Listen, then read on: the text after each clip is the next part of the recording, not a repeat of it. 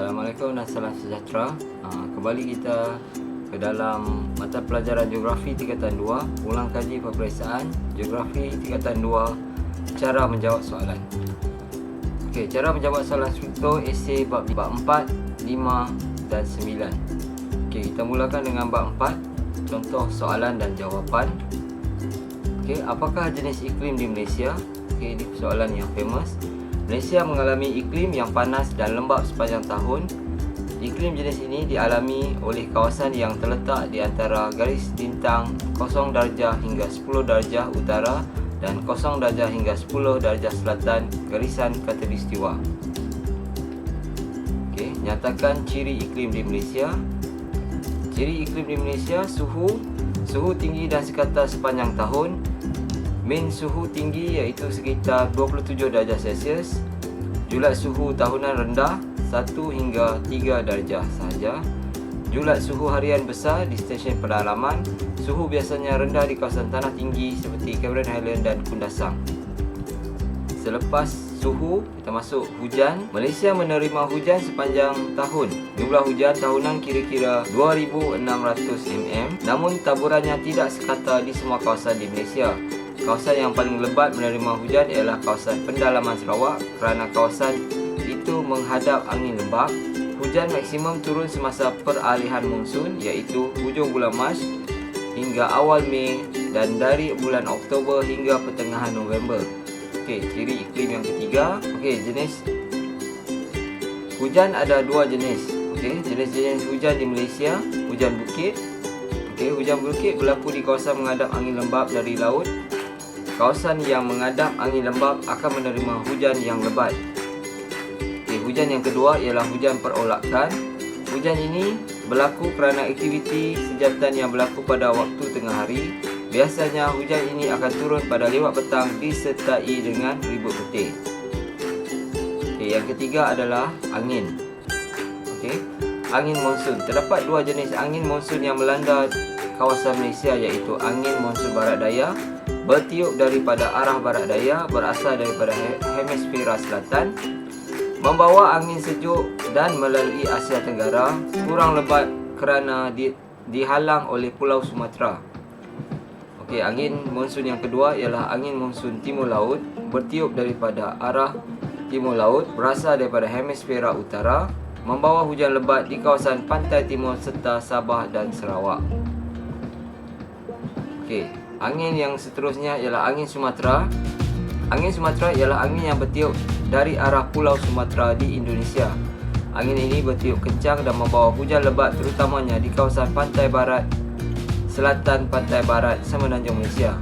Okey, angin yang seterusnya ialah angin tempatan. Angin tempatan merujuk kepada kejadian bayu laut dan bayu darat yang berlaku di kawasan sekitar pinggir pantai. Kejadian bayu laut dan bayu darat menolong menyederhanakan suhu di kawasan pinggir pantai. Julat suhu harian di kawasan ini adalah kecil kerana pengaruh angin ini.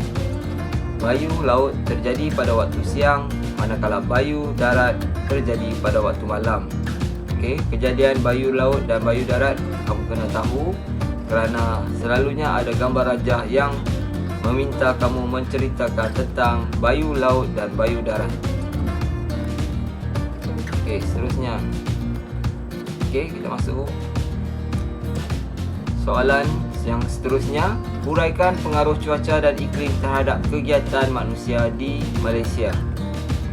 Okey, pengaruh cuaca dan iklim terhadap kegiatan pertanian di Malaysia adalah dapat menanam tanaman utama negara seperti padi, getah dan kelapa sawit dapat dijalankan dengan baik di Malaysia kerana sumber air yang ada menggalakkan pertumbuhan tanaman ini, contohnya padi di dataran Kedah Perlis. Okey, fakta dia adalah pertanian, huraiannya adalah penanaman padi dan contoh kawasan pertanian. Okey, ini contoh jawapan yang lengkap. Anda boleh gunakan contoh jawapan ini untuk menjawab soalan jika ditanya tentang huraian pengaruh cuaca dan iklim terhadap kegiatan manusia di Malaysia. Okey, terdapat 5 kegiatan utama yang anda boleh kuasai cara menjawabnya.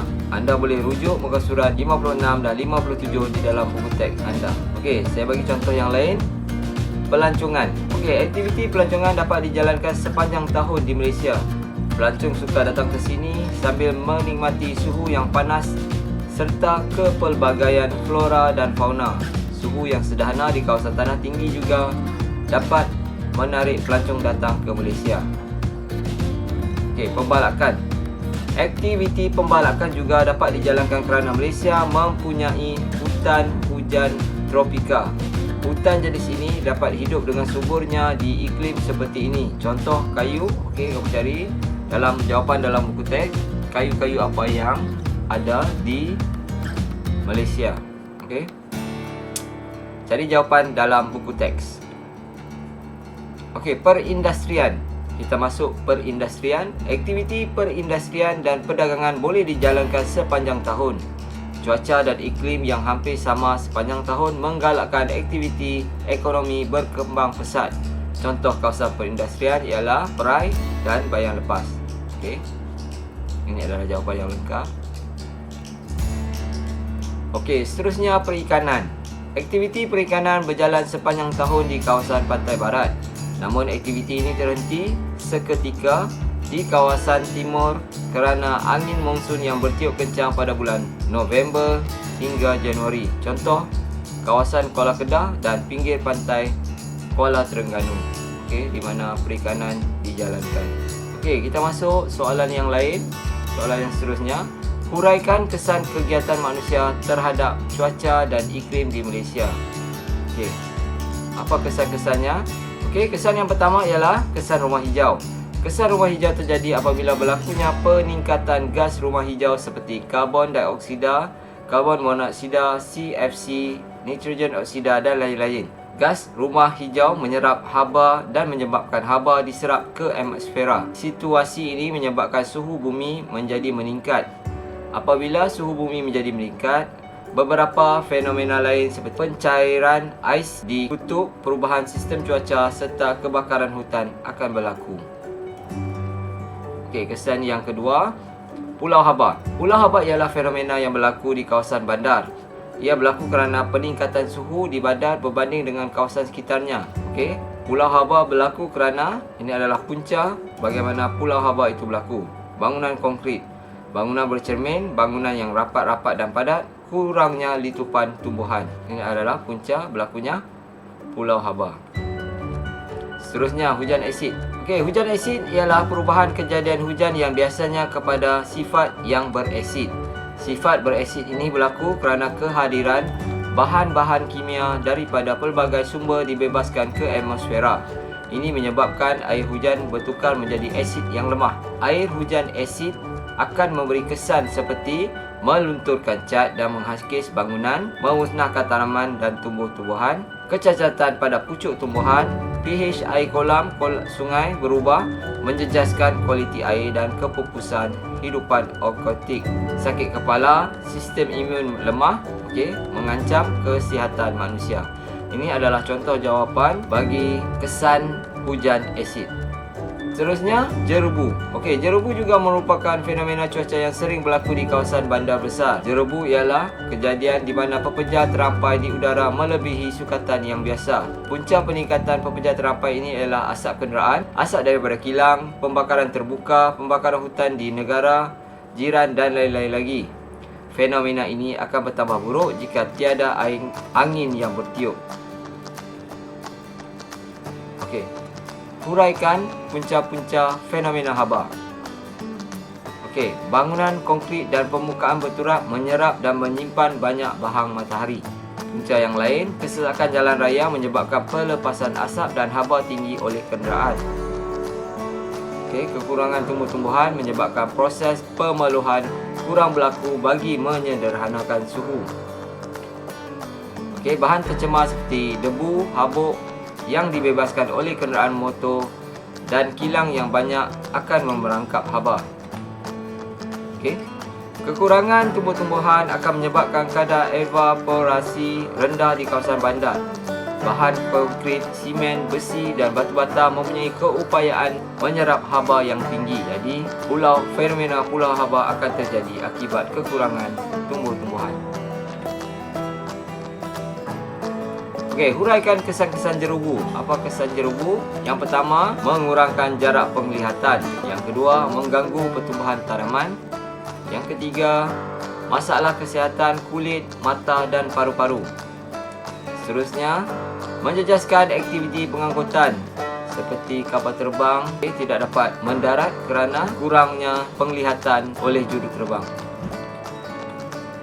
Okey, huraikan perubahan cuaca dan iklim di Malaysia. Okey, berlakunya peningkatan suhu dan pengurangan hujan. Kesan daripada fenomena El Nino, mengalami hujan yang lebat dan luar biasa dan banjir besar. Kesan daripada fenomena La Nina. Okey, kamu boleh rujuk bab 4 pada video yang sebelum ini, bagaimana berlakunya fenomena El Nino dan La Nina. Okey, seterusnya kita masuk bab 5, contoh soalan dan jawapan.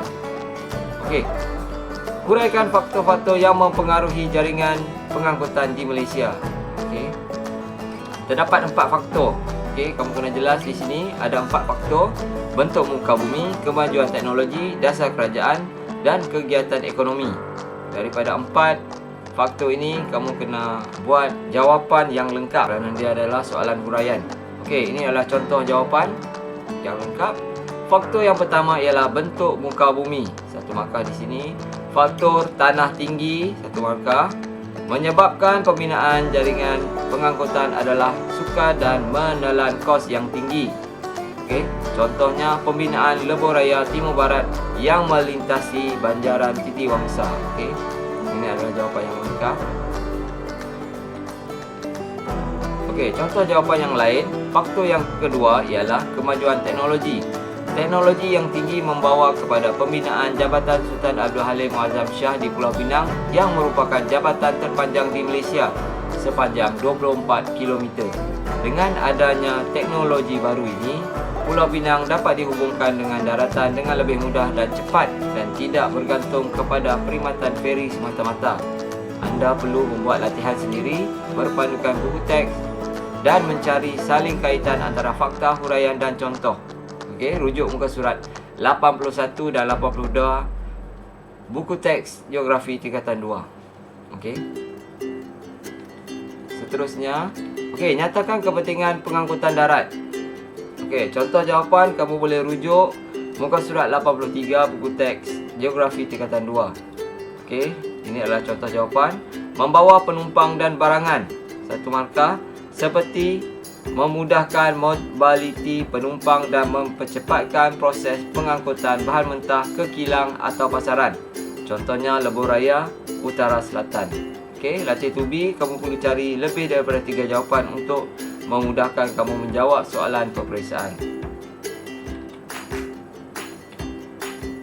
Okey, soalan yang seterusnya. Nyatakan kepentingan pengangkutan udara. Okey, rujuk buku teks muka surat 84. Okey, jawapan yang pertama, menggalakkan integrasi nasional kerana dapat menghubungkan Semenanjung Malaysia dengan Sabah dan Sarawak. Contohnya penerbangan daripada Kuala Lumpur ke Kota Kinabalu. Okey, jelas macam mana kita dapat jawapan. Latih to be, cuba cari lebih daripada 1 jawapan. Okey, kamu rujuk buku teks muka surat 84 dan cuba cari lebih daripada 1 jawapan. Okey, seterusnya, nyatakan kepentingan pengangkutan air. Okey, sama buku teks muka surat 84. Menghubungkan kawasan pendalaman. Okey, ini 1 markah di sini. Dengan mengangkut barangan pukal dan penumpang dari kawasan pendalaman ke bandar. Contohnya Sungai Rajang di Sarawak dan Sungai Kidam Batangan di Sabah. Okey, latih to be, cuba cari lebih daripada 1 jawapan. Okey, kita masuk soalan yang seterusnya. Nyatakan kepentingan pengangkutan awam di Malaysia. Okey, contoh jawapan. Kamu boleh rujuk muka surat 85 buku teks tingkatan 2. Okey, contoh jawapan. Mengurangkan kesesakan lalu lintas. Okey, kalau dia suruh nyatakan, kamu boleh jawab. Ini adalah jawapannya. Mengurangkan kesesakan lalu lintas, memajukan industri pelancongan, mengurangkan kos, mempertingkatkan darjah ketersampaian, mengurangkan pencemaran udara, mewujudkan peluang pekerjaan. Okey, ini adalah soalan untuk nyatakan kepentingan pengangkutan awam di Malaysia. Jika soalan, huraikan kepentingan pengangkutan awam di Malaysia. Okey, begini jawapannya. Bagi jawapan soalan huraian, mengurangkan kesesakan lalu lintas kerana penggunaan sistem pengangkutan awam bersepadu dapat mengurangkan bilangan kenderaan di jalan raya. Contohnya, di stesen bersepadu KL Sentral yang menyediakan pengangkutan awam bersepadu dengan menyediakan perkhidmatan bas, LRT, komuter, ETS dan teksi. Okey, latih to be. Kamu cari lebih daripada 3 jawapan. Okey, kamu mesti buat latihan sendiri kerana jika soalan ini keluar, kamu boleh jawab. Ini adalah contoh saja yang saya bagi untuk memudahkan kamu mengulang kaji dengan berpandukan soalan yang diberi. Okey, seterusnya kita masuk soalan, nyatakan kepentingan sistem pengangkutan yang lestari. Okey, kamu contoh jawapan kamu boleh rujuk muka surat 86. Buku teks Geografi tingkatan 2. Okey, nyatakan kepentingan sistem pengangkutan yang lestari. Okey, yang pertama, mengurangkan kos bahan api, meningkatkan keselamatan pengangkutan awam, mengelakkan kesesakan lalu lintas, mengurangkan hakisan, mengurangkan pelepasan bahan tercemar ke udara, meminimumkan kemusnahan flora dan fauna. Okey, contoh bagi jawapan huraian. Okey, jika soalannya huraikan kepentingan sistem pengangkutan yang lestari. Okey, contoh jawapannya kamu boleh gunakan mengurangkan kos bahan api. Okey, lihat di sini, mengurangkan kos bahan api dengan penggunaan kereta elektrik dan kereta api elektrik. Ini adalah huraiannya dan contoh perkhidmatan komuter yang menggunakan elektrik. Okey, cuba cari lebih daripada 1 jawapan. Okey, buat latihan ini supaya mudah kamu menjawab soalan nanti. Okey, seterusnya, nyatakan amalan pengangkutan lestari. Apakah amalan pengangkutan lestari? Penggunaan kereta elektrik dan hibrid, berkongsi kereta, penggunaan pengangkutan awam. Okey, contoh soalan bagi jawapan huraian. Huraikan amalan pengangkutan lestari. Soalan dia, huraikan amalan pengangkutan lestari. Okey, penggunaan kereta elektrik dan hibrid dapat memelihara alam sekitar dengan mengurangkan pembebasan gas karbon monoksida dan menjimatkan penggunaan bahan api. Contohnya, jika kita menggunakan kereta hibrid, kita dapat mengurangkan penggunaan petrol dan mengurangkan pencemaran udara. Okey, tolong cari lebih daripada 1 jawapan untuk soalan ini. Okey, kita masuk sekarang bab 9. Contoh soalan dan jawapan. Okey, apakah pemanasan global? Okey, ini soalan yang penting. Pemanasan global ialah peningkatan suhu atmosfera secara berterusan akibat daripada kesan rumah hijau yang melibatkan pertambahan gas karbon dioksida CFC dan bahan-bahan tercemar yang lain. Okey, kita masuk soalan yang kedua. Apakah faktor-faktor yang menyebabkan pemanasan global? Okey, ada 2 faktor yang menyebabkan pemanasan global, iaitu faktor aktiviti manusia dan faktor semula jadi. Okey, soalan yang seterusnya, huraikan faktor-faktor yang menyebabkan pemanasan global. Okey, ini adalah contoh jawapan. Faktor aktiviti manusia seperti aktiviti pertanian yang menggunakan racun serangga dan bahan kimia secara berlebihan. Okey, menyumbang kepada pemanasan global. Penyahutanan secara besar-besaran bagi menjalankan aktiviti pertanian, pertempatan dan perindustrian kerana menyebabkan hutan berkurang dan penambahan gas karbon dioksida yang menjadi penyumbang kepada pemanasan global. Okey, ini adalah 2 jawapan yang berbeza. Dan jawapan yang ketiga, pembebasan asap daripada kenderaan bermotor dan aktiviti perindustrian yang menggunakan bahan api fosil sebagai bahan bakar utama. Ini merupakan penyumbang utama pemanasan global. Okey, pembakaran terbuka juga merupakan faktor yang menyumbang kepada pemanasan global. Contohnya, pembakaran terbuka selepas menuai padi untuk penanaman semula padi. Okey, anda boleh buat latihan 2B dengan mencari jawapan bagi faktor semula jadi. Rujuk muka surat 140 dalam buku teks anda. Okey, nyatakan kesan-kesan pemanasan global. Okey. Ada beberapa kesan pemanasan global: peningkatan aras laut, kemerosotan sumber makanan, gangguan cuaca, masalah kesihatan. Okey, untuk soalan huraian, okey, huraikan kesan pemanasan global. Ini soalan dia. Huraikan kesan pemanasan global. Peningkatan aras laut disebabkan oleh pencairan ais di kutub akan menyebabkan mengakibat banjir besar dan hakisan. Okey. Kemerosotan sumber makanan kerana air laut menjadi lebih panas dan mengganggu ekosistem marin dan akan mengancam sumber makanan dunia. Okey, peningkatan suhu menyebabkan gangguan cuaca seperti mengakibatkan banjir, ribut, ombak besar dan taufan. Udara yang menjadi kering dan jerubu mudah terbentuk. Contohnya seperti fenomena jerubu yang sering melanda bandar besar. Okey, bandar besar seperti Kuala Lumpur sejak kebelakangan ini. Contoh, pembakaran terbuka selepas menuai padi untuk penanaman semula. Okey, kamu boleh cuba cari jawapan bagi faktor semula jadi. Rujuk muka surat 142 dan 143. Okey, soalan yang seterusnya, huraikan langkah-langkah mengurangkan kesan pemanasan global. Okey, amalan 5R. Contohnya, penanaman pokok, berkongsi kenderaan, menggunakan pengangkutan awam dan amalan kita semula dan kempen bebas plastik. Okey, cuba cari jawapan bagi langkah yang lain. Rujuk muka surat 144. Okey, sampai di sini saja cara menjawab soalan struktur dan esei 4, 5 dan 9. Okey.